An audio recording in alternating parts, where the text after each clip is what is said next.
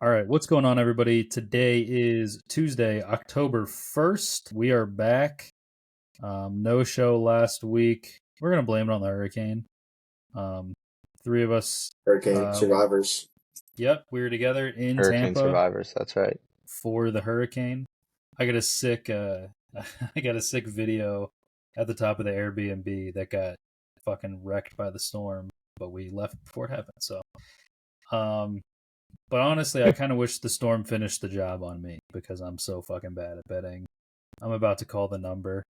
But then I can't even really go into this because I kind of we're recording this out of order, and I kind of already did this. So just know I hate myself right now. But yeah. Sunday night was nice. Or wait, Monday night. Which night did we? Thursday night. Thursday night. night. Thursday night we had a big one. Mm-hmm. We did not include Max though. It was a had to be there. Yeah. Geography bet. We had a little baseball one. What was that? Friday night? We had a little baseball parlay.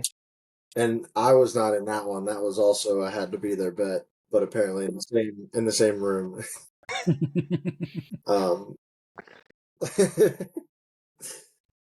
I would like to complain about something if possible. Yeah, go for it. Unless you had another. No, I was gonna complain as well, but I want to open the floor. Okay, I'll complain quickly. I'm gonna put an NFL team in the graveyard this week. What is it? No. Could they be wearing those jerseys behind you? No parent should ever have to see a child die. No parent should ever have to lay their own son to rest. But I'm gonna go Dolphins in the graveyard. I know it's probably hard to predict or see that coming, but for them to even be, I came into the season thinking the Patriots are going to be by far the worst team in the league. Even with the Panthers, like I thought maybe they'd take like a little step. I was like, there's no way Bryce Young can be that bad, blah, blah, blah. For us to even be within 1 point of the Patriots this week feels horrible to me. Vegas is just going to keep making money on people who just go down FanDuel and make every bet based on the line and look at the names of the two teams if they're not watching everything or they don't read everything. I can't fucking believe that we're anywhere close to that. The total is 35.5, at least on ESPN. You just made fun of us for that like 2 weeks Iowa ago. Versus Huh? I think you made fun of us for a 35.5 over underline. Again, I forget who it was. First of all, it was actually, I think you had more points. I think you guys had 36.5. But I think you actually have a good defense. Like, we also don't have a great defense. People are banged up. Like, Jalen Phillips can't stay healthy. He, like, walked off the field all pissed. I think he's probably all right for next week. But, like, he's getting hurt. We're so fucked. And I don't think there's any way for this to go to make me happy. Like, we're obviously not making a move for Kirk Cousins. I will taste the barrel of my 9mm if we get Russell Wilson. Bryce Young is clearly horrible. I mean, I could talk myself into that more than all these other moves, but like, we're losing the years of Tyreek being good. We're losing young years of Jalen Waddle, Devin Achane. Jalen Wright looks like he might come onto the scene a little bit more here. We're just losing all the talent that we had, and all the promise we had is down the fucking shitter. So I have a question. I have a question for you. Is there any prospect coming out of the draft this year whose like father or like someone from their family maybe just randomly might have played in the state of Florida at all for like college football? Is there anyone coming out of the draft plays quarterback? Maybe might be an answer to this. Anyone think of someone who they could pick up in the draft that can be an answer for Miami? Well, I think you'd probably want a new coach too, though, right? Yeah, you know what? Probably would want a new coach to go along with that new quarterback. So I think Shedeur Sanders is the future for Miami, and I think that we should be all in on that. I'll be honest. I might a call gunslinger right now and get a jersey. If we didn't have to give up very much and he somehow fell to us, which it's clearly not going to happen because somebody's going to be delusional enough to take him like the top 3 guys, maybe. You don't think you're picking in the top 3? He can't fall to 1. Yeah, you might be picking there. Yeah. That's true, I guess. He's going to fall if you don't pick him. I liked Jackson Dart, and then this week kind Wolf. of my faith. Or it was a Kiffin problem, we'll say. It's a Kiffin problem. Well, on the bright side, at least you got the Pirates. Yeah, right. Which was just shitting think on myself as well, but I at least kind of got the Steelers combo that with jersey that. right there. The only one I have faith in. The meme of all the kids, you know what I'm saying? The meme, all the kids singing bad are just like the Dolphins jersey, the Pirates jersey, and then like finally the one kid that has the voice of an angel is Penn State. But that's really if like it's kind of a rookie of the year situation as he breaks his arm and becomes the best pitcher in the major leagues. But then if he fucking reverts back to normal, he's just a kid again. That's what could happen if we make the playoff, a legitimate team. But we'll see.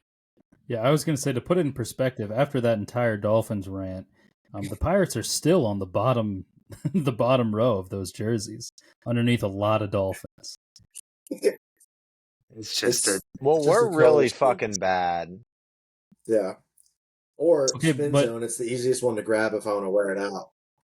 Is Paul Skeens better at baseball than anyone on the Dolphins is at football? Is he a better baseball player than Tyreek Hill? No, because I was going to say, Tyreek Hill might be the best player in football when when he has somebody throwing to him. But Paul We Skeens can't start mentioning Paul Skeens. I'll go for 15 minutes. Yeah, that's true. If he had the innings pitch, he should be in the Cy Young. So yeah, that was kind of definitely going to win Rookie of the Year. Yeah. Head to heads, though. I'm joking. How do you do against against Merrill head to head? Yeah. 162 game season. This guy's fucking worried about 4 of them. Yeah. Jesus Christ. It's just like you. Give me a break. Yeah. He's like, well, offensive players are make an impact on every game. It's like, all right, if we're doing every time somebody plays stats, it's like, all right, well, 70% of or 70 out of 100 at bats and a really good player is getting out, but Paul Skeens had almost like 2 fucking strikeouts per inning pitch. So if you actually think about it, a starting pitcher that throws, okay, say Skeens, I know obviously doesn't exactly work out at this, but say he throws 6.5 innings a start, right? That's about 6 or 7 depending on the day, right? That's about what he does. A starting pitcher like that going every 5 days, you're throwing about a 9th or an 8th of the innings that your team competes in. It's the same as a batter. If you're in the batting order, you can only hit 1 out of every 9 at bats. And like obviously if you're near the top, you get a little bit more of a share of that. But I did see a stat about that one time because I was trying to think of like the value of pitchers to hitters, and I'm like, well, I used to think that I'm like pitchers or hitters just affect it. They're on defense every play. They play all game every game. Like pitchers get the ball every 5 days, don't even throw the whole game. But then it's like, well, yeah. So in the field, you're 1/7 of the outs that get recorded in the field, roughly, and then you're 1/9 of the at bats. And it's actually not that much if you even are impacting. I have something else. Here. That wins and losses don't matter. That this guy he went 11-3 with the fucking Pirates offense this year. He had 11 wins with this shitty offense. And you know why? Because he had a fucking sub-2 ERA. That's why he had 11 wins. Because he's fucking awesome. Yeah. And Jackson Merrill is a very good baseball player. He's not Paul Skeens. He's just not. And most people aren't. He's probably, since he came into the league, he's comfortably a top 10 pitcher in baseball. Comfortably. Yes. He can start creeping into maybe top 5. And he had a sub 2 over 136 innings, which isn't nothing. So he sustained it all year long, how fucking awesome he was. And he can do it. And I'll go forever. I can't. He's fucking awesome. You guys are more the baseball guys.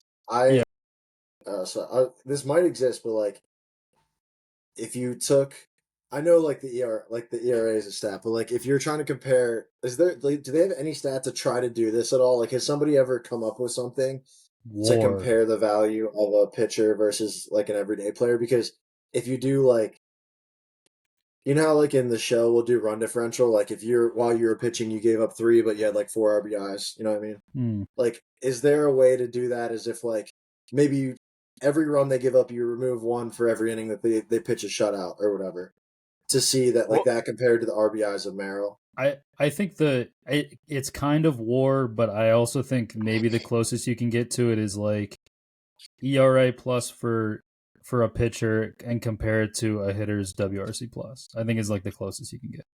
I think Skeens had like a 200 ERA plus. I don't know if that stood, but at one point he did.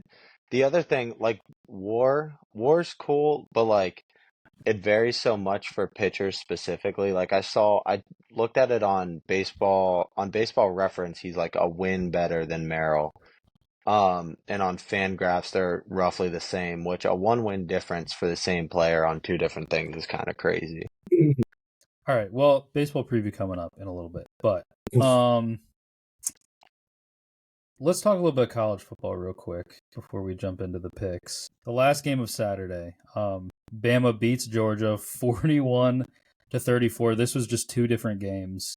It was Bama just blowing the doors off of Georgia for about 20 minutes, and then Georgia just grinding their way back to within a score, and then just 2 minutes of pure chaos where Georgia forces the punt, about a 65-yard touchdown. We thought that we hit everything on our parlay, and then right after it, 70-yard touchdown is the decisive score. I said this to one of you guys, but I do think Ryan Williams, not this year, but I think he's going to win the Heisman as a receiver. He's unreal. Yeah, it was cool to see the play, but it just absolutely brought us in the shambles of like our parlay, like the get back. It's just like how for them to score in one play and then Bama to just turn around and score in one play immediately after.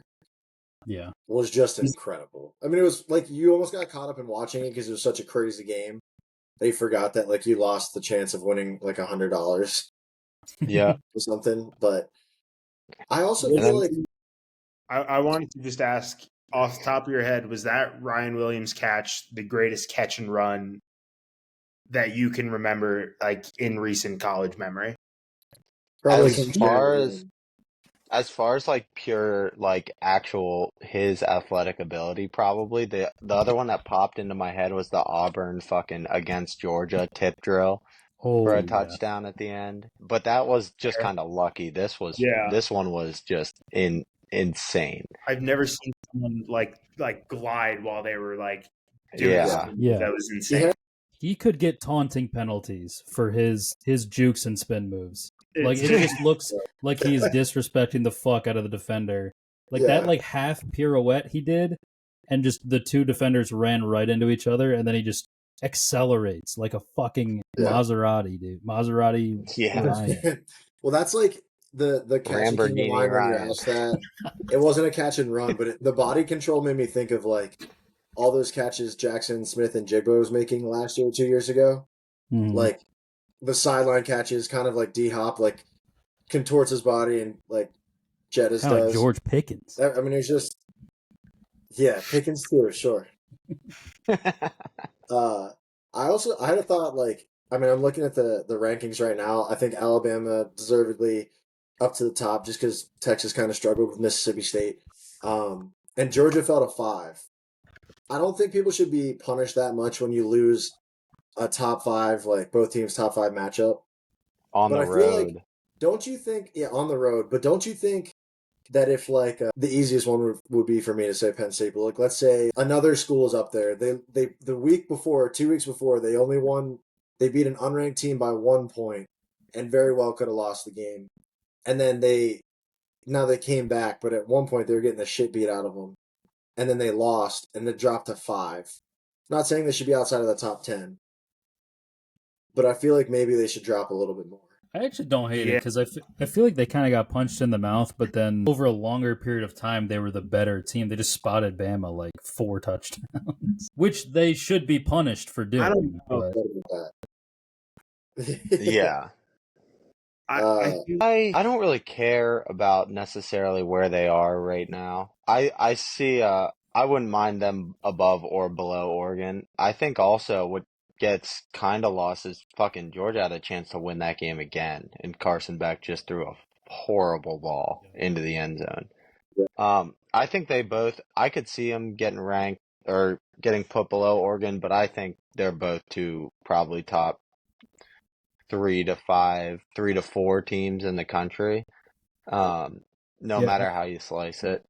I do. The one good thing about Georgia is no matter where they are ranked right now, they will be properly ranked by the end of the year because they play everybody who's anybody in the SEC for the most part.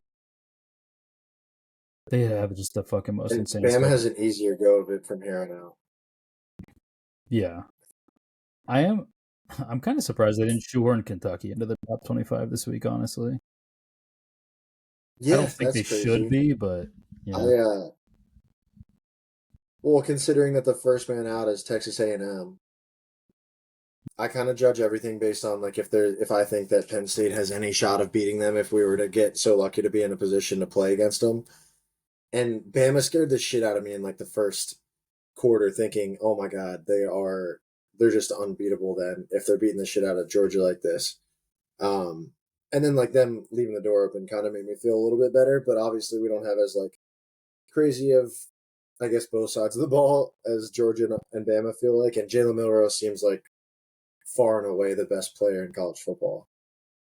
Yeah, Travis Hunter.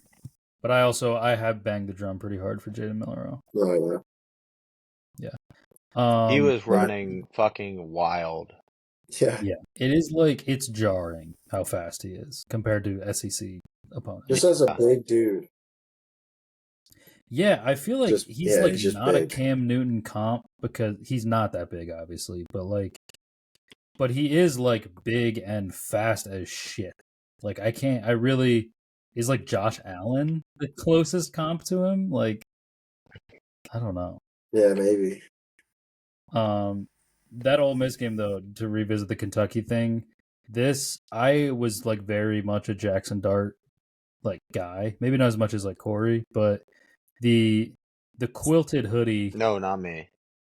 I thought you were a big Ole Miss guy. I'm not as much of a Jackson. I'm a big before today I was a big Ole Miss guy.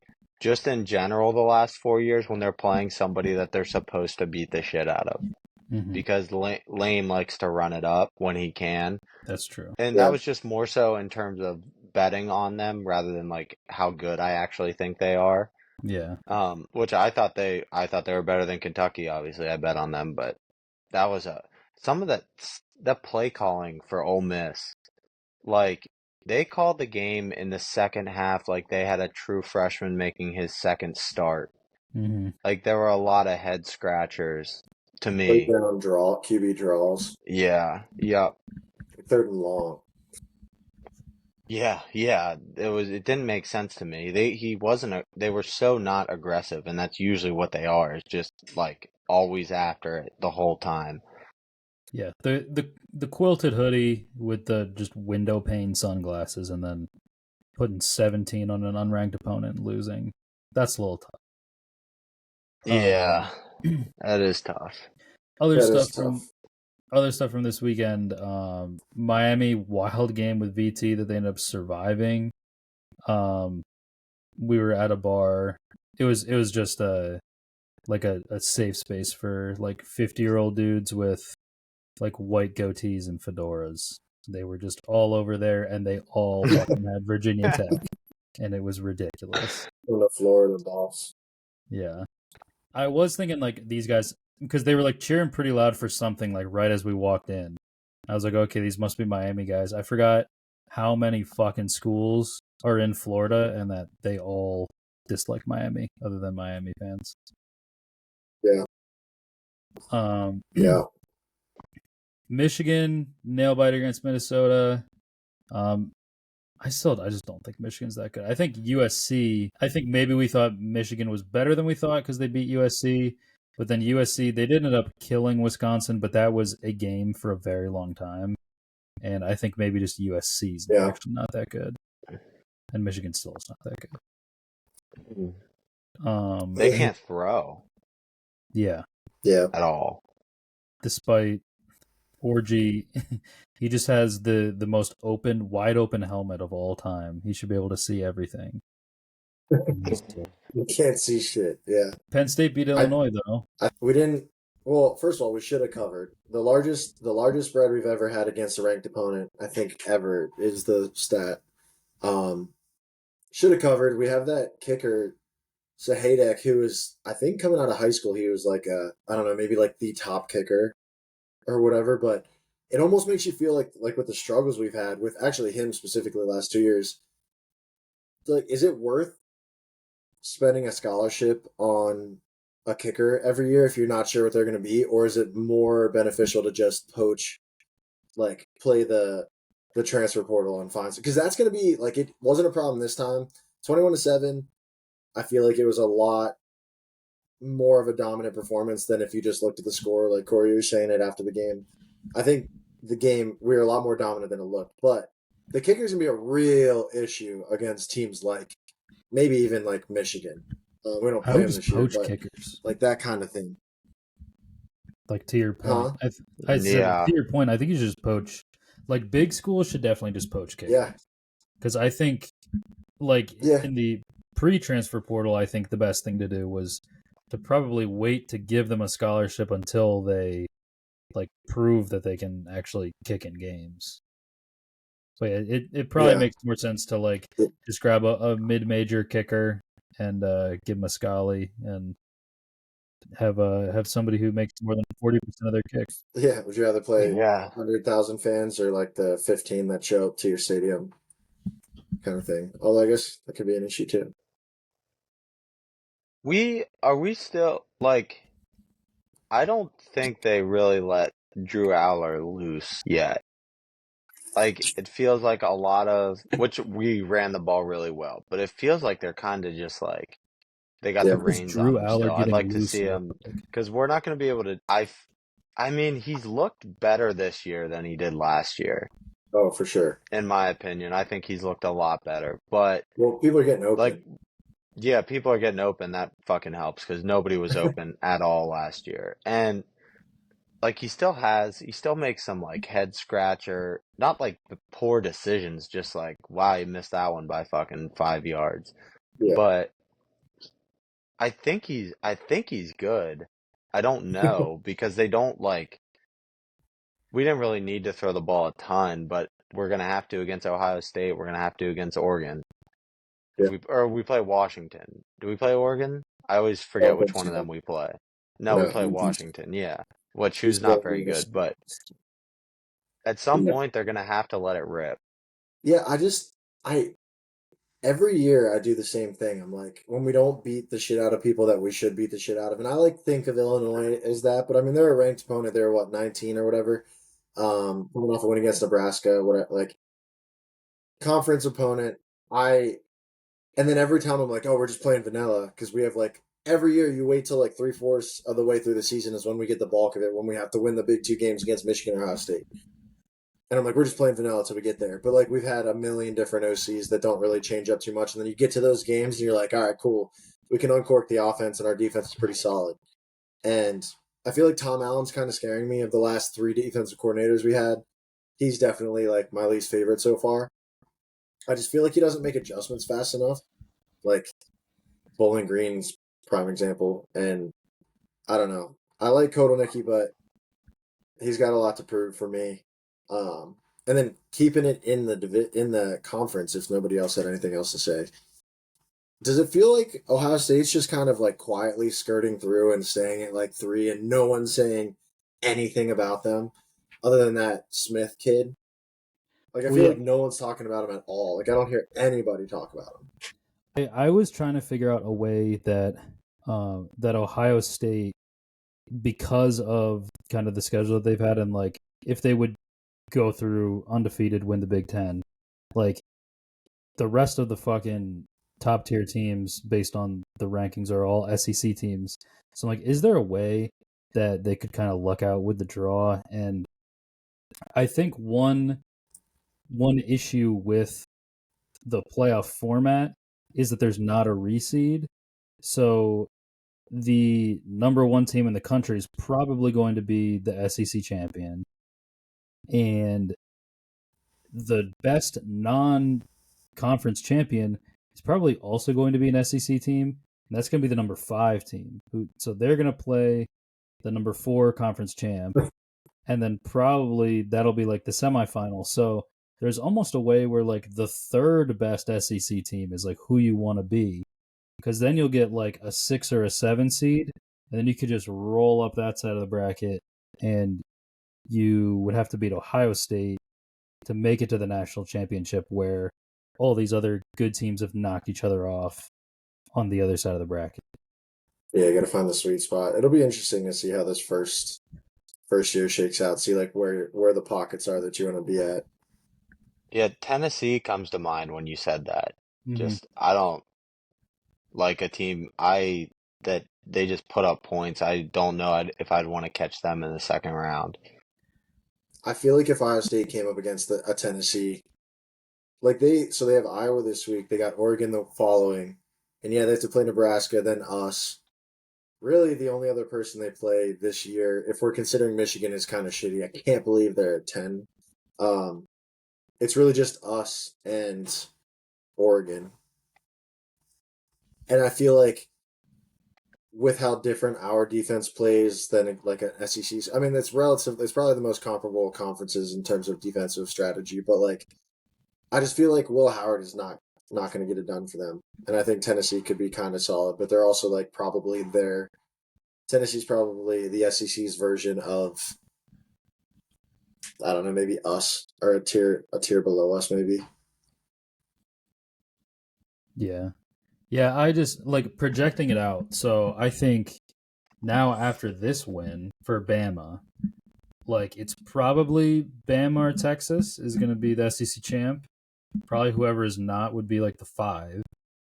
And then you're looking at one of like probably Georgia or Tennessee being like 6 and 7.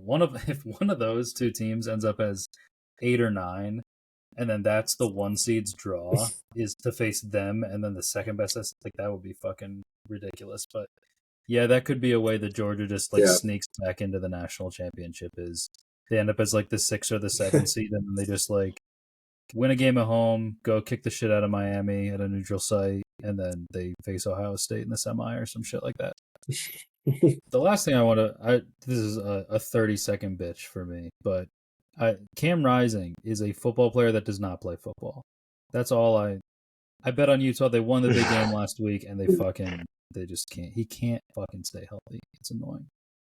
Yeah. That's all I have to say about why even play that long? It's incredibly frustrating. But it opens the door for K-State to be the best team in the Big 12, like I predicted.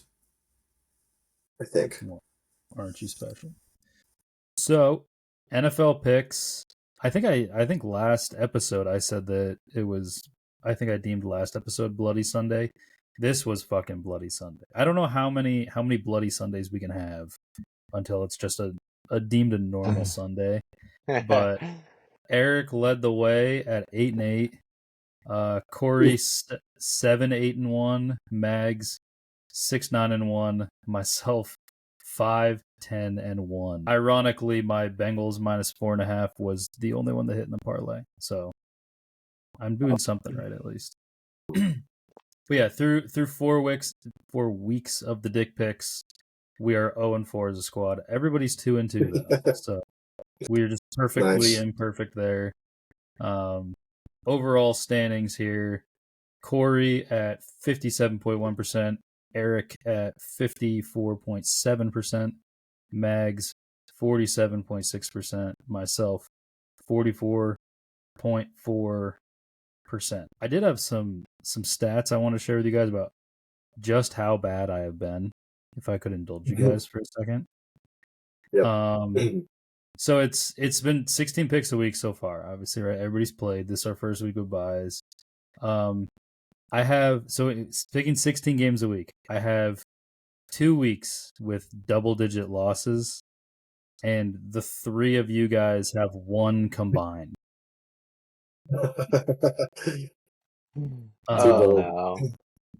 I think I have like a pattern for the beginning of the NFL betting weeks is like week 1, you bet kind of heavy favorites and you try to get cheeky with the close games because you absolutely have no clue how people are going to play. Week 2, you learn a little bit like what could be consistent. And then week 3, you're able to bet that and you do okay. And then week 4, the fucking juggernauts gets like dick slapped by somebody. And then everything, it completely resets and you have no clue what's going on again. Yep. Yeah, I'm So- definitely doing the thing where I'm preying on certain teams' downfalls and it's not happening. Yep. But yeah, my last little thing. So yeah, I've been over 500 once, and it was a 9-7 week. And so this week I had 5 wins. You guys' combined record in the games that I got wins was 10-5, and if you take out Thursday Night Football, it's 10-2. So I just get the absolute easiest things correct and nothing else. So it's been rough. It's been a rough go for sure. All right, our 5 big games for the week. We're gonna start on Thursday Night Football. Bucks plus 1.5 at the Falcons, over under 43.5. Bucks are 3-1, up a game on the Falcons in the NFC South. So whoever wins this game leads the South. So I think in this one I am going to be taking. I really want to take that Bucks plus 1.5, but I feel like primetime Kirk Cousins got a little juice in him, so I'm going to go with Falcons minus 1.5 in this one. But I think it's going to be a really fun game. I think both of these teams are like, when they're on it, it's just like fireworks. Like both the quarterbacks are checking down, doing all this shit. Like it's a good time. So I'm going Falcons minus 1.5 in this one. Yeah, Kirk has completely flipped his primetime tendencies, huh? Yeah. Lights are not was too that bright. just a primetime Minnesota Kirk thing? Was he okay in primetime in Washington? Yeah. I think I'm gonna go the opposite just because I sweat my ass off watching the Bucks on Sunday. Like maybe the most uncomfortable I've been in years, and I was on a 17.5-hour flight in economy. So I think I think I'm gonna go Bucks plus 1.5. I know like the home field advantage for the Falcons is a lot of people put a lot of merit in that. I kind of hate that I don't because it's clearly a thing. But I think that after watching how they've played, I know that like keep in their mind that they got the brakes beat off them by the Broncos, but I just think the Bucks are playing good right now. So Bucks plus 1.5. I think here the line makes me think they're begging you. Do you hear the dog?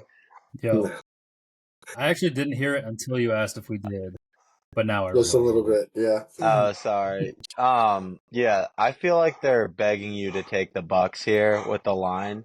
I feel like even on the road they should be favored probably based on that win last week against the Eagles, and other than the Broncos loss, which we could look back and that game could make no fucking sense at all. I think it already doesn't make any fucking sense how that happened. But it feels like they're begging you to take the Bucks here. I'm going to take the Falcons just because fuck it. I don't really have a strong opinion one way or another, so I feel like I'm going to take the Falcons here and just hope they pull it out at home. Yeah. So like I was saying, I'm terrible. So I'm trying to set ground rules for myself, just kind of things to guide my picks, that I don't have every single option at my disposal, because when I have all the options, there's potential for me to pick all the losers, and that's what I've been doing. So I'm going to stick to the hard and fast rule that I developed a couple of years ago, that I don't always do, but I suck at betting totals, but Thursday night unders, it worked for me last week. I'm just going to blindly do it until it doesn't work, until it like really doesn't work. Like until I get worse than just my normal betting, which I don't even know if that's possible. But yeah, so I'm under 43.5 on this one. I don't hate it. Up next, also, I was on that same 17-hour flight, and I was one spot in front of the bathroom. So one, we couldn't recline, and also there was a woman who did not speak English in the aisle, and I would like try to get up to go to the bathroom. I'm just pointing to it. Like I would be like, "Hey, I gotta go to the bathroom." And she's like, I'm like, point to it. I'm like, bathroom. And she just did not get it. But I used the bathroom one time. I would have pissed like 8 times just to stand up. Yeah, I Just tried to like just be in sleep and stuff. Put me on a plane. I don't piss shit. Nothing comes out of my body. I'm a Yeah. camel on a plane. I'm so good at like 10 minutes before I get on a plane. I can empty everything. But my problem now is that my girlfriend, Will change. she struggles to get on that schedule. So I do it, and then I'm like, hey, you want to go to the bathroom? And then it's like 2 minutes before we board. I'm like, hey, I'm like compulsive about all this shit. Can you like get out of the fucking bathroom? But all right. Next game after that electric segue. Bills -1.5 at the Texans. Over under is 47.5. Texans off a close win, Bills off a blowout loss, both leading the division. So on the surface, this has pretty big playoff seeding implications. They're both 3-1. Yeah, so I think I am gonna go Bills -1.5 in this one. I think Vegas is setting their lines. The home field advantage, I think, is worth 2.5 points. So they're basically telling us in this game that they think in a neutral field the Bills are 4-point favorites in this game. I think the Bills are probably the second best team in the AFC right now, even after that Ravens Sunday night game. I still think the Bills are a better team than them. And I think that we're gonna see that on Sunday. So I'm gonna go with Bills -1.5 on the road, and they got to prove something. Yeah, Bills get right game. You know, I have been wrong about every year. I think the Bills are the juggernaut. I mean, obviously outside of like the Chiefs and a couple years of the Niners. I was wrong about thinking the Ravens were kind of frauds. They looked really good. Maybe I'm just mad that he won't even look Mark Andrews' direction. But I think I'm going to go the Bills -1.5 and get right week. Look at me, man. Yeah, I don't know how good I think the Texans are right now. I'm gonna go with the Bills too, which is scary. We're all on them, but I don't know if I think the Texans are all that great. Like they haven't looked great. They squeaked one out against the Jags, who suck. Apparently, like they don't look good at all.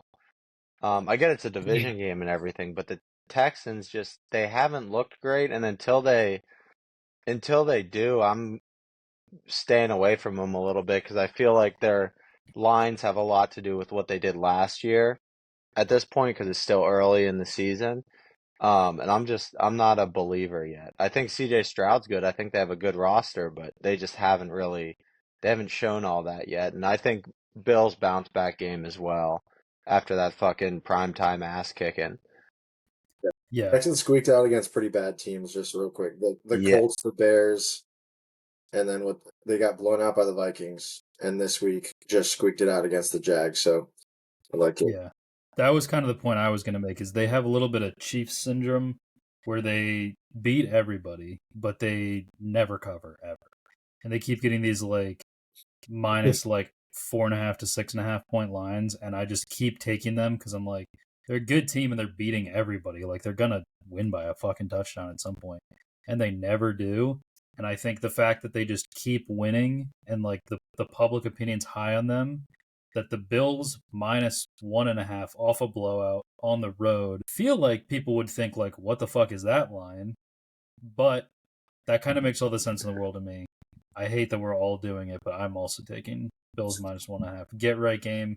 I do feel like the Texans are a solid step below the Chiefs, the Bills, and probably even the Ravens. And if they're below the Ravens, they got to be below the Steelers. Yeah. The Ravens are below the Steelers. So That's right.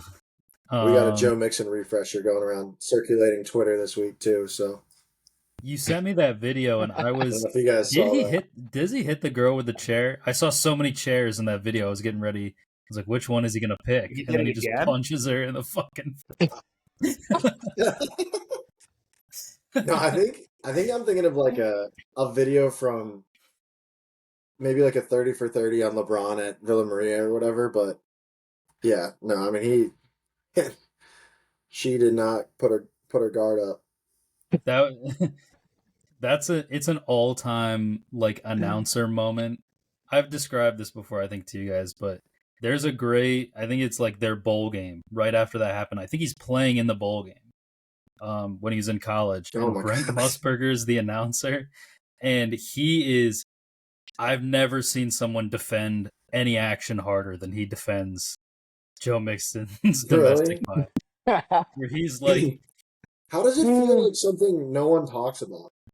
yeah, he said a lot of crazy stuff. I feel like he gets the like crazy old guy pass, but he's like a crazy old guy now, Yeah. and this was all like 20 years or 10 Well, years ago for Was, that. was he the one that did the AJ McCarron's girlfriend Yes. thing? Where you could hear in his voice Dude, him like rubbing his hands together. Or he's like the Mark Jackson, like I don't even know what he respectfully could. knock it out of the park. I want to know. Like, I wish if you found that audio clip from him defending him, I want to hear it because, like, everybody talks about Ray Rice and stuff. I mean, Ray Rice's was a really, really bad video, but Joe Mixon is like one of the most cut and dry, crazy, like Yup. he is a bad dude videos that you can Yeah, see. right. So there's no like, oh, we don't need. There's no need for context. The video Yeah. literally Oh, can yeah. speak for itself. It's like It's crazy. I'm trying really hard to find this. Let me just see real quick if this is it. 2014, a female student back in Norman. He was suspended the following month for the entire 14 season. Oklahoma thought he might transfer. Well, the video was released in 2016, released by Mixon and his attorneys because they knew that the media had sued and it would eventually get out. It was troubling to see. We've talked to the coaches, and they all swear that the young man is doing fine. Like I said, Oklahoma thought he might even transfer, but he sat out the suspension, reinstated. And folks, he's just one of the best. And let's hope, given a second chance by Bob Stoops, Oklahoma, let's hope that this year makes the most of his chance. Goes on to have a career in national football. That wasn't as bad as I thought it was. Let's hope.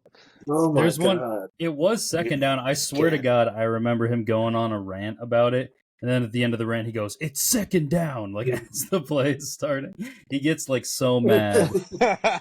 I said it. I said it wasn't as bad as I thought That's it was. nice. It's still bad. Where he's like he Yeah. releases under his own power a video of him punching a girl in the face, and then he's like, "Let's hope this guy can still get an NFL career and make millions of dollars." hope this guy's That a would be very the best thing. successful career and makes millions of dollars after this. Yeah. It's pretty easy to just be like, this is a horrible thing. Hopefully he gets the help he needs, which is like how they coach those guys to talk. They just threw it out the fucking window. All right. That's our Joe Mixon talk for the week.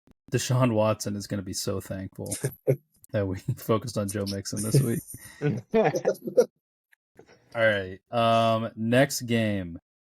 Jets plus 2.5 at the Vikings, over under 40.5. Vikings 4-0, waiting for the comeback down to earth game. Jets 2-2, off an ugly loss. Could really, really use a win here. Germany game. I too. forgot about that. This is the Germany game. Or not Germany. England. London. Sorry. Yes. Well, it's not in the United States, and it's being played at 9:30. So that yes. I hate betting these international games because I think there is no. It's hard to find an angle on it. I'm going to go with the under in this one, under 40.5. I feel like offense doesn't travel well. I don't have any stats up on it, but I feel like these international games, the under is usually ending up hitting. I mean, just, coming, everyone's sleep deprived, everyone's jet lagged. It ain't going to look good. So under 40.5, Vikings, Jets. Lunder action. I think I like saying Lunder, so that's kind of drawing me towards picking that. The Jets just looked horrible, but I was always an Aaron Rodgers stan, so every time, like, if I bet against him scoring points or winning or whatever, I feel bad, like stupid, because I feel like he was the best quarterback around the Brady era potentially. But that being said, I am going to go with the Vikings minus 2.5. The Jets lost me a pretty hefty straight bet on Sunday, so I'm mad at them right now, and they're kind of in my doghouse. So Vikings minus 2.5. I think I'm gonna go with the Vikings as well. I like the under. I like the under too. It just the way the Vikings have been scoring, it just feels a little low. I'm just gonna put my money on them because they've just proven me wrong just about every week. I finally bet on them this week and fucking they won. So I'm just gonna stay on them again because I don't really have any like you said, the international early games, it's tough to have a real feel on them. I don't really have anything. Vikings, I guess, they've been the better team. They've been better than the Jets all year. The Jets, they've just laid some stinkers. And feel like if you're a team laying stinkers, the last thing you want to do is go to London the next week after one of those. So I'm gonna go with the Vikings. Hopefully they stay hot, cover the 2.5. Not only have they laid some stinkers, but they kind of look like shit when they win too, which isn't great. But and Rodgers is pissed at the coaching staff. So here's just every game. I've been into the Vikings as a team. I think they're a good team. But every single week when the number comes out, I'm like, how the fuck do they expect me to bet on that? And I think it's just a fault of mine that I look for a reason to bet against the Vikings every week. And I actually was going to bite the bullet and finally just bet on the Vikings this week, even though 5-0 for this roster feels fucking insane. But the London variable has just the universe gave me something, and I'm gonna take the Jets because fucking why not? So no. I don't know if I believe in it or not. I have some betting stats here for you on the London games if anyone's interested. Give me it. So favorites are hitting money line 65.6% of the time in these international games. With the spread, they're only covering the spread 51.5%, 17 and 16. The last 4 London games have gone under, but historically, the over has been the better bet in these games. And this article notes if you tweak the market slightly, there's profit to be had betting the over. The standard over is hitting at just about 50% in these games, but they've been setting the over under in these international games at slightly higher than what the market average is. The average over under in these international games is 54.6 points, and they've been going over in that. So depends on what you want to look at. If you want to look at recent history versus more, I think it said there's 20 something games of history in the NFL, but recent history, bet the under. If you want to go total history, bet the over. Yeah. I think the way that the offenses have trended so far this season hasn't been that many points, except for this week was kind of the one that everybody blew up a little bit, right? Like like the Steelers actually gave up a bunch of points and scored a little bit on their own coming back. It's just dumbass running bullshit. Fucking bullshit. I feel like nobody talks enough about that. That's causing unders, and you just run out of bounds and the fucking clock runs for 40 seconds. What the fuck is that all about? Yeah, that's crazy. And college ball it's fucking me up even more. I hate it. But stopping after first downs, yeah. No one's complaining about the length of football games. At least I haven't heard about it. Yeah. If anything, I wish they could be longer. I mean, yeah. I'd love for them to be longer. Just take up more of my time. Please. I'm begging you. Start the primetime game at 10 o'clock, actually. Make me stay up later to watch it. Yeah. Start it at 7 and finish it at 11. I don't give a fuck. I'll be there.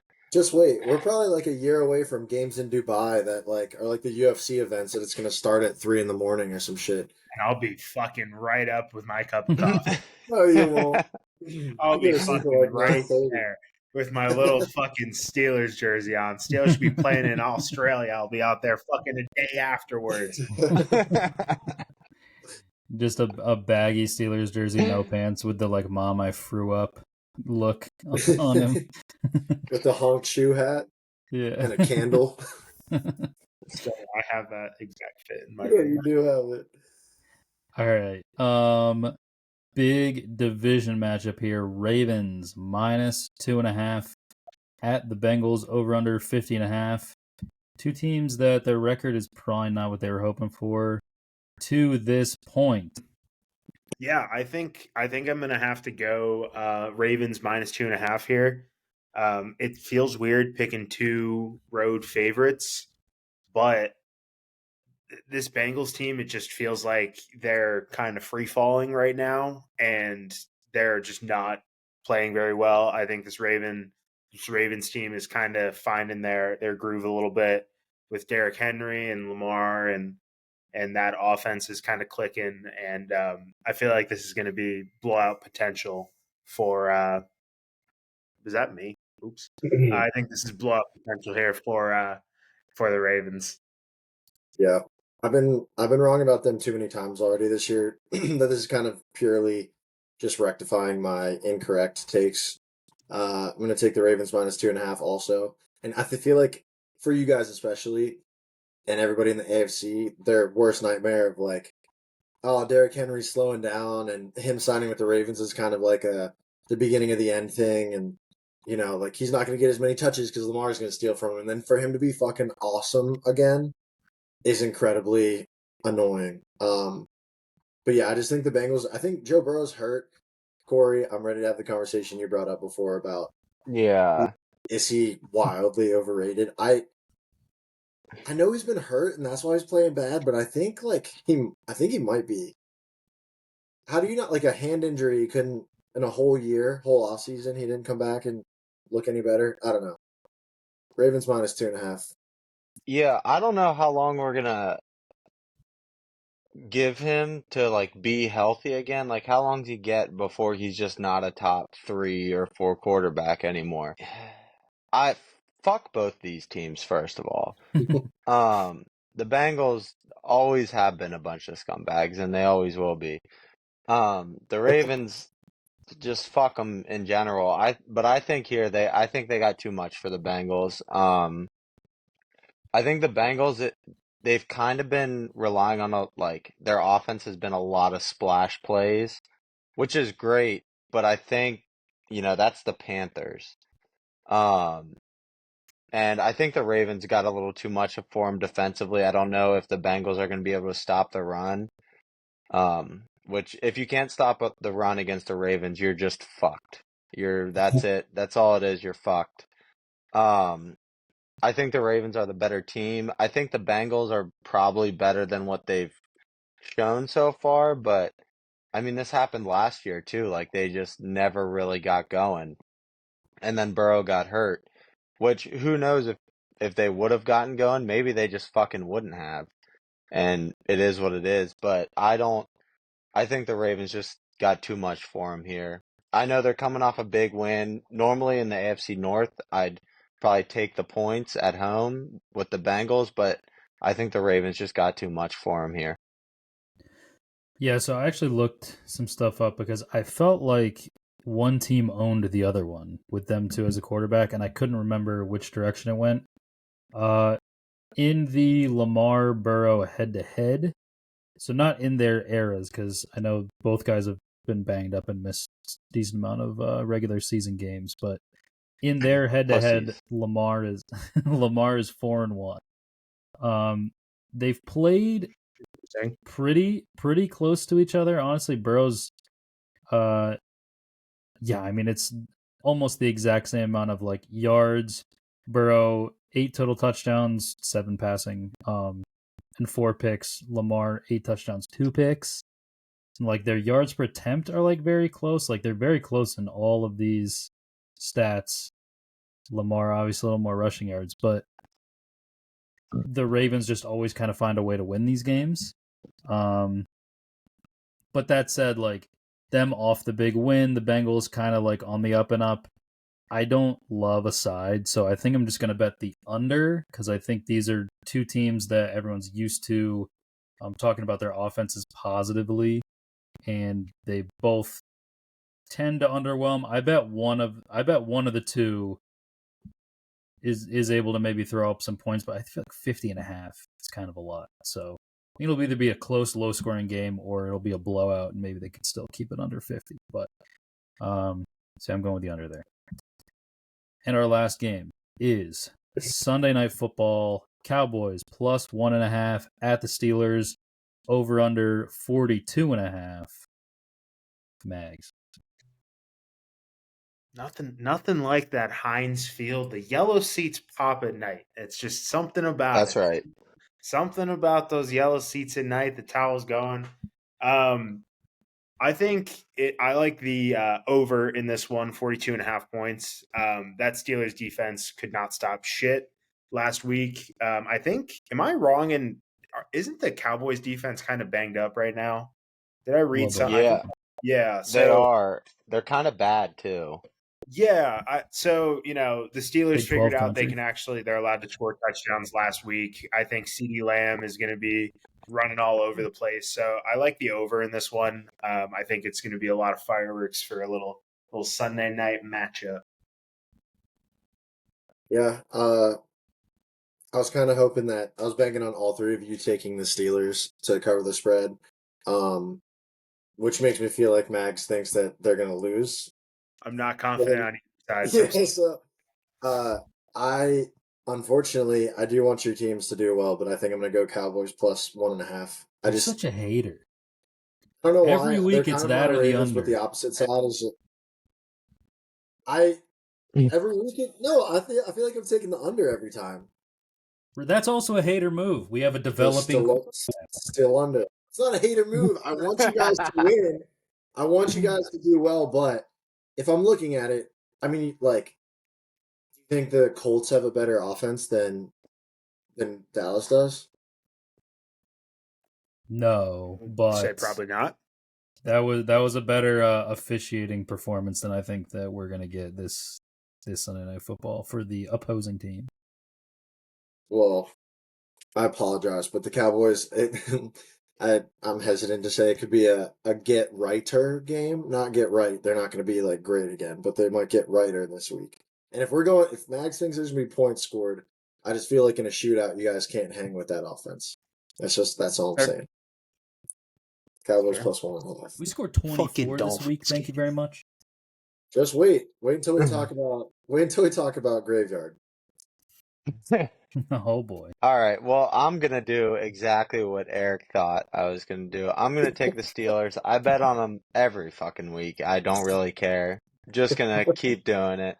They've been pretty good. I think this was their first loss against the spread and overall, but I'm going to take the Steelers here. I feel like our defense isn't going to play that bad 2 weeks in a row because that was fucking piss poor. That was really bad, and I feel like a lot of it could be like, oh shit, Steelers 3-0 lost to like a not great Colts team, and this is a Mike Tomlin spot right here. I know we're favored, but I don't know why we're favored, to be completely honest with you. Mike Tomlin spot, Sunday night at home. This feels like a Steelers win to me. Yeah. I wasn't shocked we lost last week. I'll say that. I was confident, but that's not a shocking loss for us. That's Especially just what we do right there. Yep. Fair is Flacco. And I think what I don't love is our line's hurting right now, which is not great. But I like a bounce back game from the defense. Hopefully, CeeDee Lamb I hope he could kill us. I'll be honest, he could fucking murder us. But hopefully that doesn't happen. Steelers minus 1.5. Justin Fields, the guy. Yeah, I agree with what you're saying about the line. I think we have 3 starters out on the offensive line right now. But I can see it now where, like, I've said this before, it's not that good. Micah is an amazing defensive player, but he definitely is not as good of a pass rusher as everyone says he is. I think part of why he's so great is because he's so versatile. And this is definitely going to be a game where, like, in the third quarter, like coming into the game, our line sucks. Everybody's gonna be like, "Holy fuck, they're gonna get after the Steelers O line," and the Cowboys pass rush is gonna be nowhere to be found. They're like, "Oh, we thought that they would have a good game tonight," and they fucking won't because they're overrated. I'm also betting on the Steelers. I do the same exact thing as Corey. I bet on the Steelers every single week. I also was not surprised with the loss last week, and I think that this matches up perfectly. Like everything that causes the Cowboys to lose games is what allows us to win games. Like I do think CD could torch us. JPJ, Corey and I have had some haters in our ears. One specific hater recently, talking bad about JPJ, but I do think he could get cooked by CD a little bit. But the Steelers are a big like, okay, this team, our opponent is on their own 40. We give up a big 30-yard play, and it's like, what the fuck? And then they're like easy in field goal range, and then it's like, stop, sack. They kick a long field goal, and it's like, I guess that wasn't the worst thing. And that's like, we just do that shit all the time, and it's a big like bend don't break kind of defense. So yeah, I'm gonna go Steelers minus 1.5. Why the fuck not? The more I'm thinking about this, the line doesn't super make sense to me. I know we're at home. I think it could move. I mean, it's 1.5 points, but I feel like it could move towards the Cowboys because no one. Cowboys. Yeah, I think a lot of people are going to be on the Cowboys. But I don't think they have much of a running game, and that's really where the Colts killed us last week was Jonathan Taylor just fucking up our ass. Mm-hmm. Anthony Richardson while he was in up our ass. It was so see if we can stop Rico Dowdle, I guess. All right, so this is picks and parlays. We came up with this in the group chat today. The LouCor room. I like that. LOUCOR. Oh yeah. But yeah, this is gonna be mostly baseball over here. Yeah, a little bit of baseball action. First day of the wild card series is going on, so not a full preview, but because a couple games have already happened. I don't know what's happening in the Braves and Padres game right now, but I saw that Tatis hit a homer in the top of the first. I haven't seen much else, but I saw that happened. All right, I guess where do you want to start? Top left? Do like a couple minutes in each series, I guess. Yeah, we could just go. What do you want to do? We could do the AL, then the NL, then you want to throw a World Series prediction out there if you got one. Yeah, we could do that. Okay. All right. Okay. Yeah, let's start with Tigers Astros. I know the Tigers won today, but my prediction for this was going to be Skubal shoves it down the Astros' dick. That Tigers win game 1, which is exactly what happened. And then it's just, can the Astros wake up for 2 games and beat what I think is an inferior opponent? I think so too. I think the Astros are the better team, and they've been here however many fucking times. Skubal, he's a fucking monster. That's like, if you lose that game, you kind of tip your cap. I think the Astros are better, but I don't know. The Tigers are so hot. I want to pick the Tigers so bad, but I don't think they have the horses for it after Skubal. The Astros I know it's a 3-game series, so that sounds stupid. Yeah, but yeah, it does lack the pop that it has had. Yeah. Like, it's basically just like Jordan, Kyle Tucker. If you can avoid those 2 guys, it's like Bregman's not that great anymore. Altuve's still got a little something, but I could they're see not as deep. I remember. Sorry to bring this up, but when they played the Phillies, that lineup was just so fucking top to bottom. Yeah, it was. Yeah. You know what? I think the Tigers are like a big home run away from winning the series now. I'll pick. Yeah, they are. Fuck it. Oh, I was just about to say the same thing. Fuck it. I hope they win. I'll pick them. I don't give a shit. I hope they win. Yeah. All right, Royals, Orioles. Cole Reagan shove fest all over the Orioles. A 1-0 win for the Royals in Game 1. Yep. This one. So we have a friend who's not on the show. So Mags is a big Yankees fan. And we have a friend who doesn't do this with us, who is the most annoying and only Royals fan you'll ever meet. And I thought it would be really funny for them to just like suck ass, and because they were on like a 7-game losing streak about a week ago. And Yeah. And I thought it would have been funny for them to slip out of the playoffs with the Tigers just steamrolling. But now I just kind of want the Royals to win. And then it's stupid, but I want the Yankees to kind of crush them. I think that would be fun. I also want that group chat would be brutal if Yankees Royals would be brutal for the group chat. I'd like it, but then I don't want any team to win. After that, I wish they both just would fucking drop dead. I'm gonna go with the Orioles here just because I don't want that to happen. Yeah, the Orioles. That's all. I don't want anyone to be happy. I do think the Orioles probably have the best, most well-rounded lineup in the AL, I would say, right? Probably. Yeah, I would think so. Their lineup's really deep. Yeah, but the only thing is, like, so Burns pitched today, and then is it what, like Grayson Rodriguez, and then I don't even know, like Zach probably tomorrow. Yeah. So I don't know. The Royals they're in the same spot as the Tigers, where like it's probably the worst team, but they kind of have house money. Yeah. Yeah, winning Game 1 in these short series is huge. Yeah. So, like, both of them are in a situation where, at worst, you have a winner-take-all Game 3. That's nuts. Yeah. Imagine if the Astros, after the reign of terror that they've been on, like, obviously not winning the World Series every year, but they win, it seems like, at least one playoff series every year.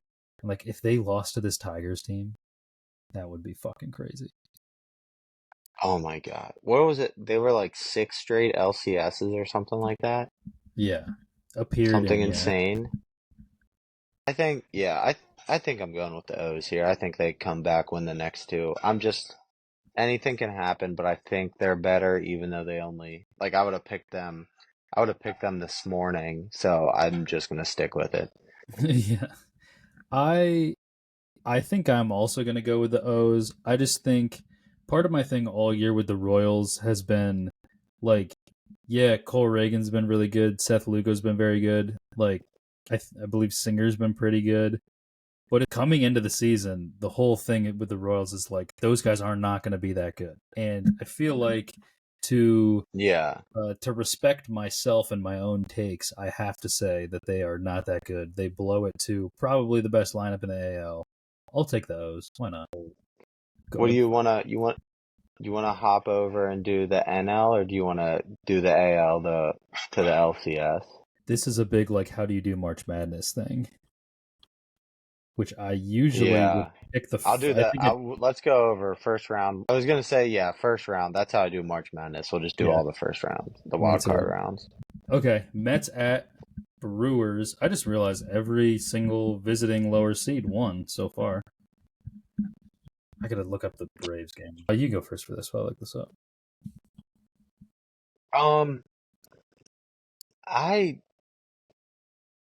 I don't love either one of these teams to make a deep run, really.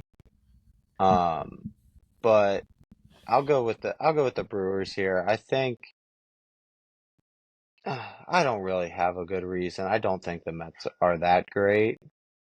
I don't think they're built for a playoff run, if that makes sense. I just don't see it.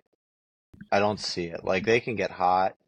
I just don't see them built for, if they win this series, I just don't see a deep playoff run in their future. Neither one of these teams really, but really not the Mets. I don't think they have the pop for it in the lineup. So I'm going to go with the Brew Crew. As a Phillies fan that awaits the winner of this series, I do think I'm a little more scared of the Brewers, just because I feel like some of the guys in that lineup, like it's not a great lineup, but it is one that there's a lot of guys that you're like, that guy could hit a big home run randomly in a big game. Yes. Yep. And the Mets, Yep. everything feels a little average. They feel like about the 6th best team in the National League, where it's, you know, their best offensive player is known for his defense, right? So Yeah. I've never thought Alonso was that great. I feel like he's not that good against the Phillies either. And yeah, Lindor, I mean, whatever. Luis Angel Acuna has been fucking amazing these last couple weeks, but yeah, I think the Brewers are a little too good here.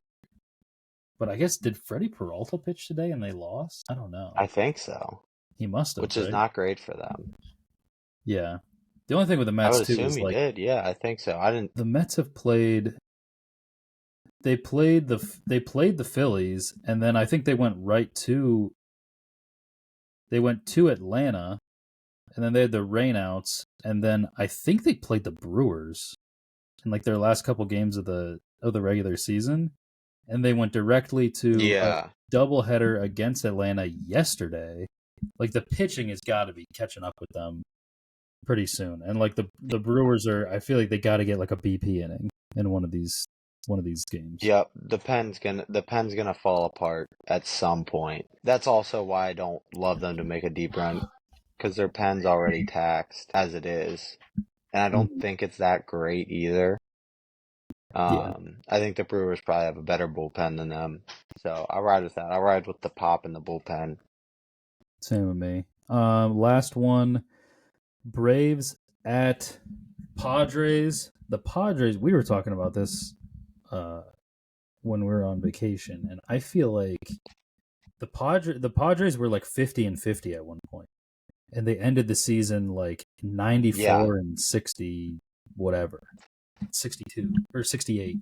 Yeah, and yeah, they're red hot. Yeah, it's a crazy run. So I mean, obviously they played the Phillies in the NLCS a couple of years ago. I think they were a little. That was a little bit of a.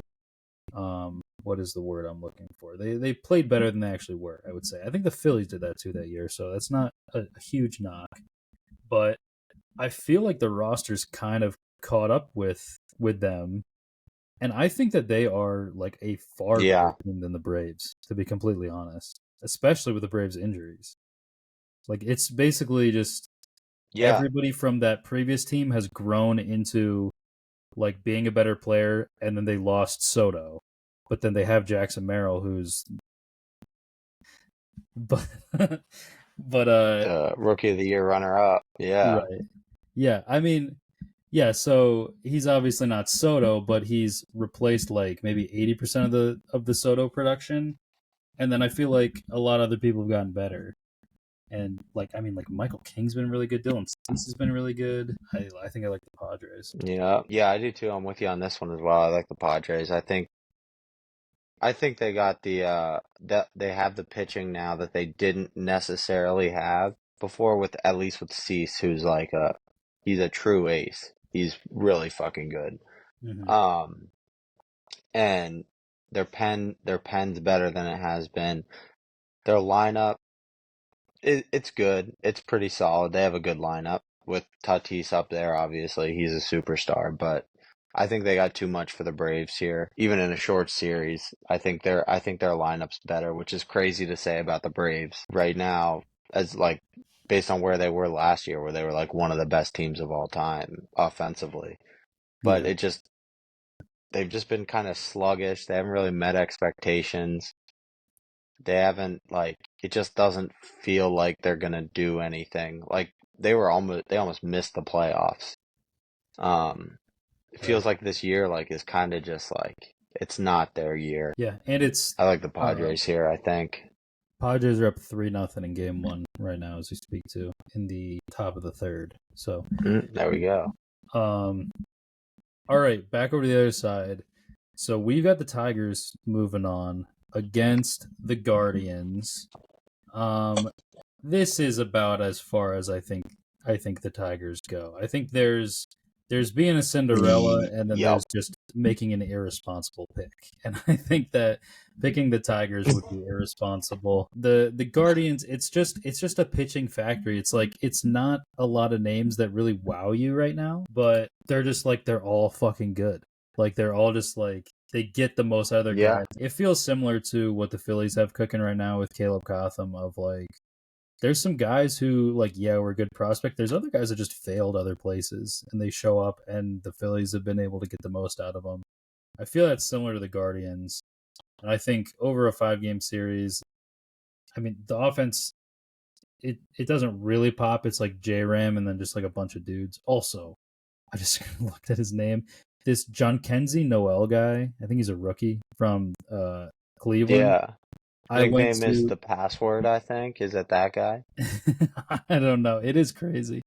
But he, when the Phillies, I went to a Guardians at Phillies game in Citizens Bank Park this year, and he hit the missile of all missile home runs. It was like a 112 off the bat. I feel like that might not be true, but it was fucking crushed. And also Manzardo, I forgot he's been playing really well recently. Yeah, I like the guards here too. I think it's kind of I think they're just the better team, like they've kind of shown all year. But it's weird to say about a Guardians lineup, but it's good. Yeah, like their lineup, the thing they've been like, Jose Ramirez is fucking incredible, almost 40-40 this year. Did you see the home run robberies to it on the last game? No, I didn't see that. He got a home run robbed in game 162, and he finished with 39 homers. Oh, Jesus Christ. Yeah, I just think they're that much better than the Tigers, what it comes down to, basically. And Scooble can't pitch every night, so. Yeah, that is the only reservation I have is if they win game 1 with Scooble, then you figure they just need to win 1 out of 3 in order to get to a game 5 where Scooble also pitches. So like they still got to hit. Yeah. A lot of things have to happen, but I don't know. I still lean Cleveland though. Yep. And then we got O's Yankees. This is AL East. Not rematch because they play a fucking bunch of times over this course of the season, but this is basically can Soto and Judge and Garrett Cole do enough against a team that is. I think the Orioles are definitely a better team, but the Yankees, can they get carried by those couple guys? Jazz Chisholm's been really good too. Can the Yankees carry? Yeah. Can those couple guys carry the Yankees? Yeah. So it's hard to pitch around 2 guys, but I think if you can do it to the best, like, I don't know how to explain it. It's just those 2. Mm-hmm. Like, no one else is going to kill you over 5 games. Like, no one else has shown that all year in that lineup. And I think the O's are deep enough that they can hit with the O's lineup can hit with Judge and Soto. Mm-hmm. I think. I mean, the Yankees, they have Cole and Heel, so their rotation, I feel like for a 5-game series is fine. But I'm gonna go with the O's here. I think they're deeper, and I think over 5 games, in that kind of short series, I think they can kind of limit. I think there's ways you can try to limit what Judge and Soto do, and maybe don't throw Judge anything, maybe for 5 games. That's Right. what I would try. That would be the first thing I tried in game 1 and see what happens. Yeah, is it just But pitch to it Soto? feels like the Yankees have the pop. Yeah. Okay. Yep. No, I was gonna say what you're about to say. Yeah, I was gonna say, do you just pitch to Soto, hope he gets out, and then it's like, all right, let's be super careful to Judge, or just be super careful to Judge regardless. That's what I would do. If you can, when Soto comes up, if you can get to where only one of the 2 of them is on base when Jazz Chisholm comes up, I think you've mitigated all as well as you can. Yeah. That's a win. Yeah, that's a huge win. Yeah, I'm just looking at the Yankees roster a little more. I mean, like, you have to have a big series out of one of, like, Austin Wells, like, Glaber, Jazz. Like, you got to get something out of Volpe, like, Verdugo, Dominguez. Like, it's a lot of guys that, like, if they just had, well, maybe not Verdugo and lumped in this, but, like, it's a lot of guys that if they just had a big, like, 5 games, it wouldn't be crazy, but you probably are not going to bank on it for any of those guys. Jazz, maybe, but Yeah. I think I lean O's as well. That brings us to, we both got the Brewers. I'll start for this, obviously, my team. I feel supremely confident. I'll let you take it. Yep. I feel supremely confident in Zach Wheeler right now. Christopher Sanchez has been really, really, really fucking good.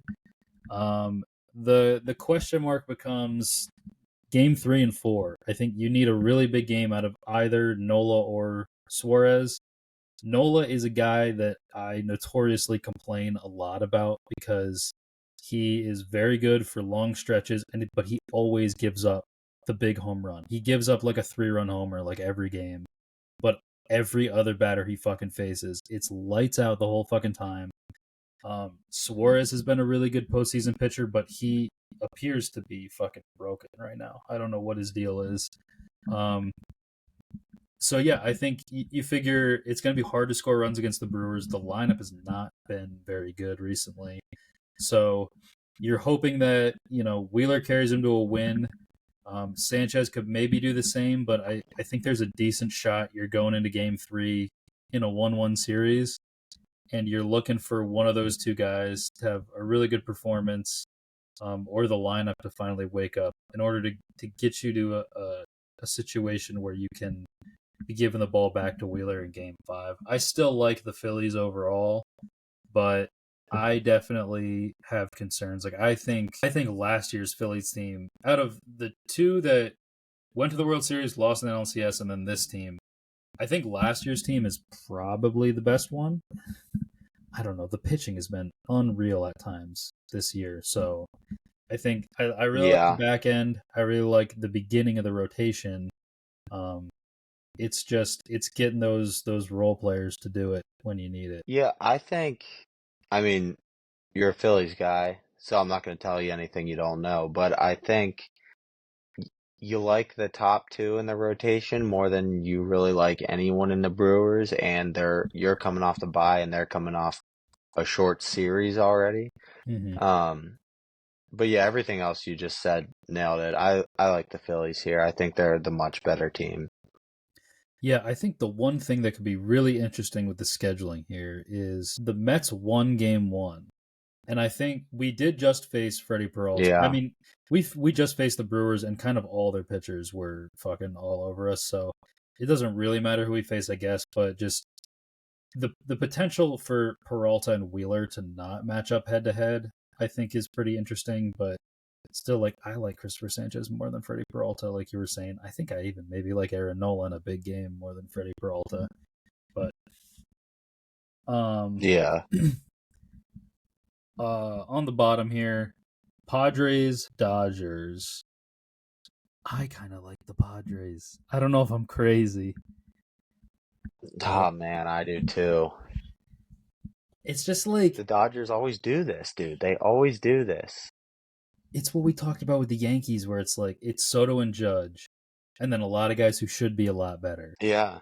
It's like, now the Dodgers have Shohei, Mookie, and Freeman, but it's like, I mean, who is their next best hitter, really, that you can really rely on if those guys have like a 2 for 9? I think it's similar to like the Astros, how we were talking before. It's not the same like super deep lineup they've had in the years past. It's really not like it's just not like the top is. I mean, Ohtani is probably the best player in baseball right now, and Betts is awesome, but like Freeman's good. He's not quite his like MVP like top 3 self, but I don't know. I kind of like the Padres have just been so good.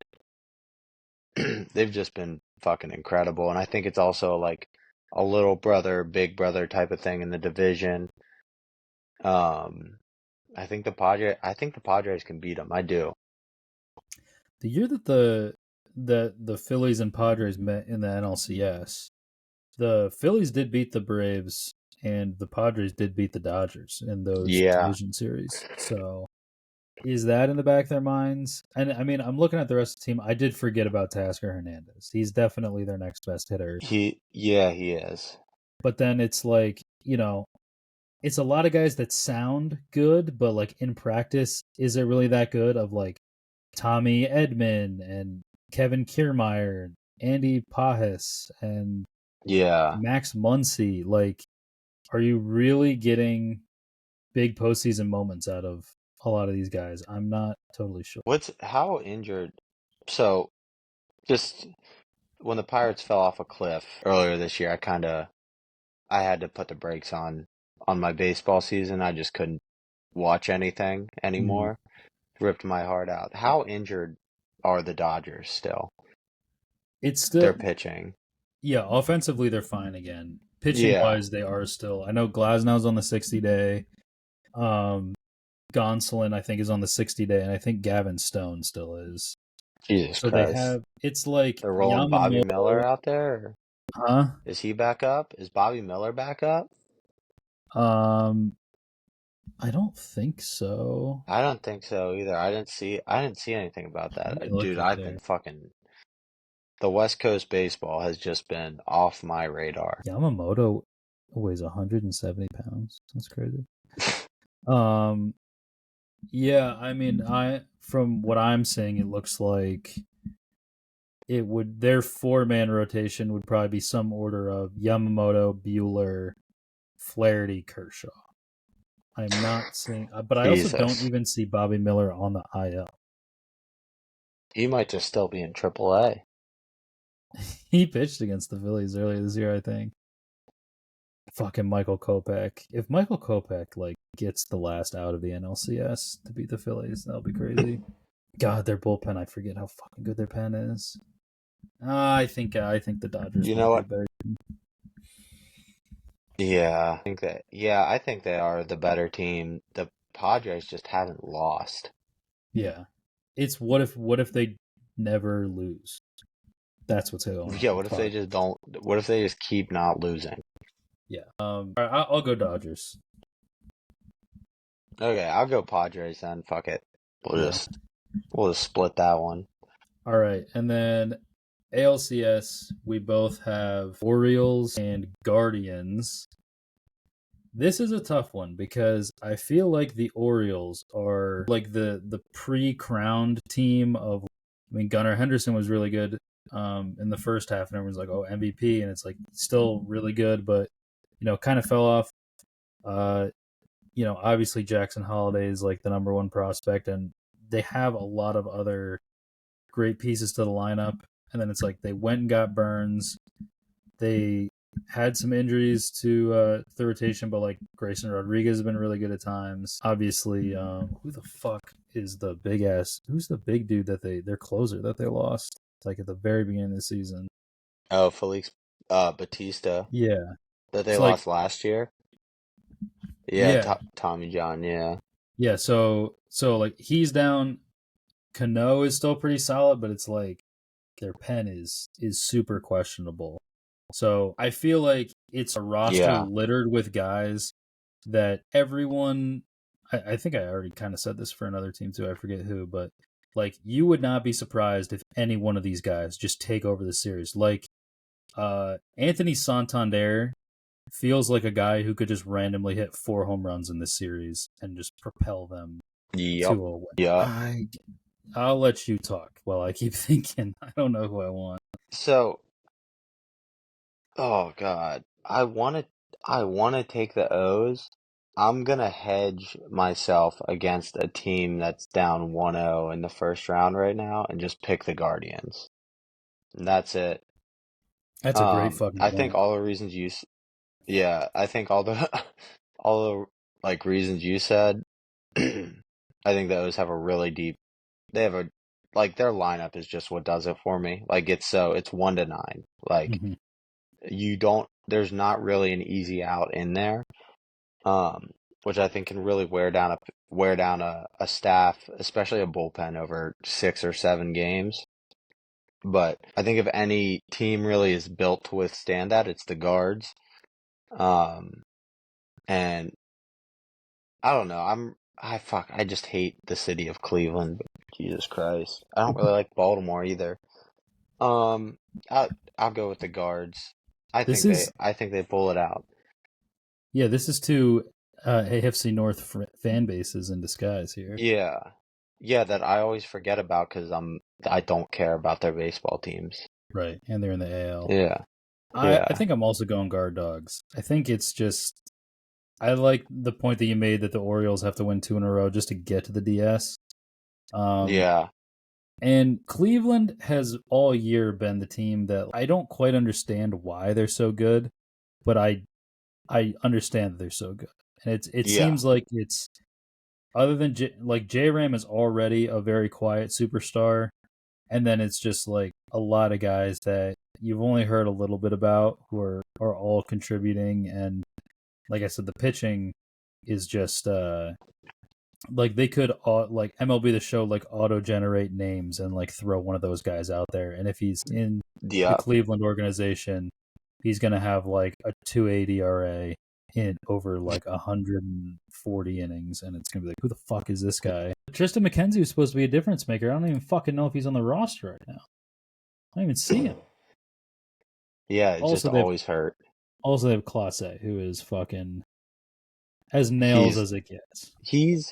That's a difference maker in a playoff series right there. Like against that lineup where there's not an easy out and you need 3 of them to close out a 1-run game on the road. Like that's who you want on the mound. Yeah, you only get to hit for 8 innings. It sucks.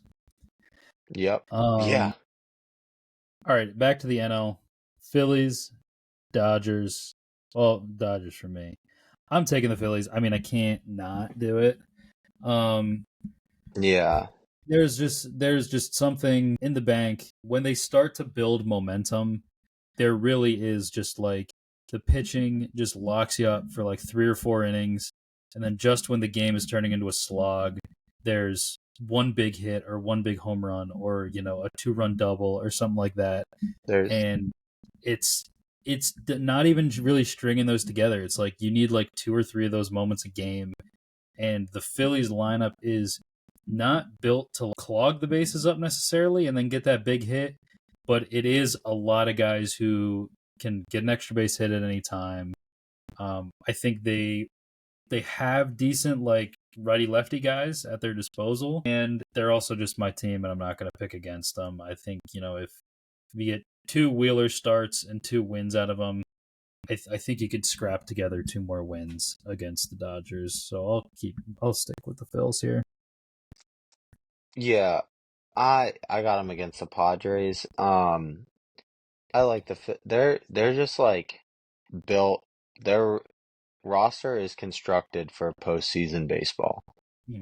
There's just so much. There's so much pop up and down the lineup, and like I think the addition of Austin Hayes this year is even though he was out for that fucking kidney infection or whatever. Without like that extra outfield platoon. Yeah, that extra outfield platoon. Like their lineup is so deep. And then you're like, oh shit, that's a deep ass lineup. Here's like Wheeler and Nola and Sanchez on the mound. And their bullpen's better than it has been in years past. So I like the Phils. I think they're built for it. And like you said, that home field, the bank gets rocking. Yeah, it fucking does. All right, so World Series, we have the same World Series matchup. Guardians at Phillies. I believe we lost the series 2-1 when we played in the regular season. Don't think we played them twice.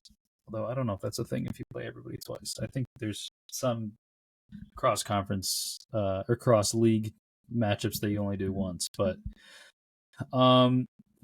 I've kind of been holding back a little bit, but I'll give the full I'll give the full thing because I am going to pick the Phillies. Kyle Schwarber has been fucking awesome this year. I mean, I think this is the first time since Bryce Harper's been on the team that I'm not sure he's the best hitter, because Schwarber has really been that good. And Harper's still like a 900 plus OPS guy. Trey Turner smacked in the middle of them. Those guys have produced all year. And it's going to be, can Alec Boehm, like, he's had a breakout. Can he still be effective behind him? Because he is a decently streaky guy. Castellanos, also decently streaky. That's probably going to be in the 4 and 5 hole. I think a big thing is going to be, what do you get out of Stott and Marsh, the two lefties that are kind of breaking up the high paid righties in the middle and bottom of the order. Marsh strikes out a lot, but he's a BABIP god. When he puts the ball in play, he hits the ball hard. He does tend to come up with big hits. It's just, if he's anytime he's 0-2, it's like, this is probably ending in a strikeout. And Stott has taken a big step back. They've kind of been platooning him with Sosa, which I do like. Edmundo Sosa's definitely earned himself some playing time. I think those top three guys, you're going to get really good performances out of them on most nights. And it's like, who out of Boehm, Castellanos, JT, Hayes, Marsh, and Stott, and maybe Sosa, like, you're going to need probably one big hit from each of those guys in this series. And it's, can they deliver when it means something? Rojas, I think, is probably going to be, I think he's going to start in center against lefties, and Marsh will be on the bench. And the rest of the time, he's probably going to come in the late innings as a defensive replacement, which is a big thing. He's still amazing, the field. And then we've already talked about the lineup, and like, Estevez has been great. He's essentially been the closer since we got him. Hoffman's great. Kerkering has been outstanding this year. Alvarado's kind of found it recently. I really like Tanner Banks, is like a kind of lefty specialist, which the Dodgers, for some reason, they do not break up Shohei and Freeman with bets. So Tanner Banks is going to face those two guys against the Dodgers back-to-back, probably a decent amount. So he's going to be big in that series. Obviously, we're talking about the World Series now, but like, there's so many guys that if they just do their job, Mike Tomlin, do your job. I think it's still possible, because, like I said, I think last year's Phillies team's better than this one, but this is a wide open playoffs, and like, there's a lot of shit that could go a lot of different ways. But I'm gonna ride. I can't not. I bet the fucking Steelers every week, so if I have the second best team in the NL, why wouldn't I pick them to the World Series champs? Yeah. Oh man, I don't know if I want to. I don't know if I want to just get you, like, tell you how good I feel about the Phillies, because I feel like that doesn't super help. Yeah, just do it. So got okay, a World Series between these two cities that I have to decide between kind of disgusts me. I just don't like either one of those cities. So the Phillies lineup it's just so fucking good. And like you said, the platoons they can throw out there, you're like, oh shit, lefty. Hopefully we can, like, try to get some matchup. You're not going to get any matchups anywhere, like, regardless of who's on the mound, because they have the Hayes and fucking Marsh, and then Sosa and Stott, and there's just no relief. And I feel like those are the teams that win the World Series, the ones with the deep lineup where there's no relief, there's not an out in the lineup. You have to go out there and get them, and that wears down a bullpen and a rotation throughout 7 games, 6, 7 games, however long it is. And the Guards lineup is good. I just think the Phillies are better. Basically what it comes down to. Like, they may have Jose Ramirez could be the best player in the series this year out of, like, however, like, each player's performance this year. Ramirez may be the best player, but that's one guy. And they have more than that, but the Phillies, like, it's just top to bottom. There's no relief, no easy outs.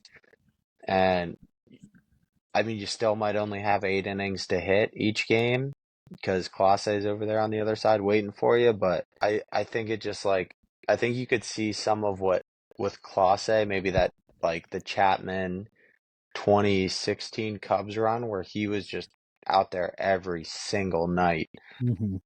And I think in a Guards Phillies series, like they might need him every single night. And when you get to game 6 or game 7, is that cutter still moving the same as it was in game 1, or is it flat?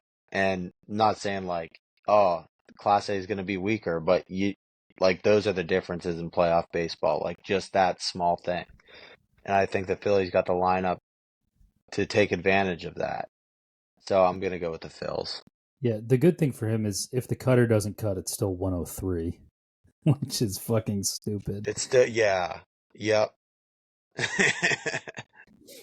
yeah, I do like what you're saying about the, there's very little relief. Very little relief. And like Schwarber, Turner, Harper, like if they come up with guys on, like the way that happens is, I mean, it's obvious, but it's Austin Hayes getting on in the 9 hole. It's like probably Marsh in the 8 spot, but sometimes it's Stott.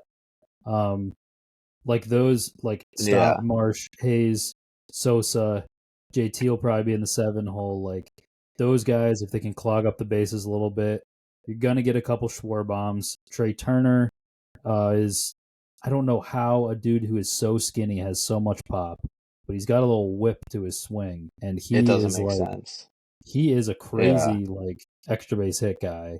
Like doesn't even need the speed to get the extra base hits, but he has it as well. So I'm fucking pumped. It's nice to not have to sweat this first round because I have the last couple of years. I'm not going to be a Yeah. great person who, if we lose, I'm going to blame the time off, because the team does have flaws. There are ways for the Phillies to get beat, and I think it'll be, one of those if they do end up losing. So, but yeah, Yeah. there's the baseball preview. All right. Hell yeah, fuck There it yeah. is. Might have to do maybe a little like 10-minute Bang, update than every week for the playoffs. So Yeah, I'm down. All right. But I think that's gonna do it. Gonna have to go flip this game on and hate watch the Braves a little bit here. So it's still 3-0. So.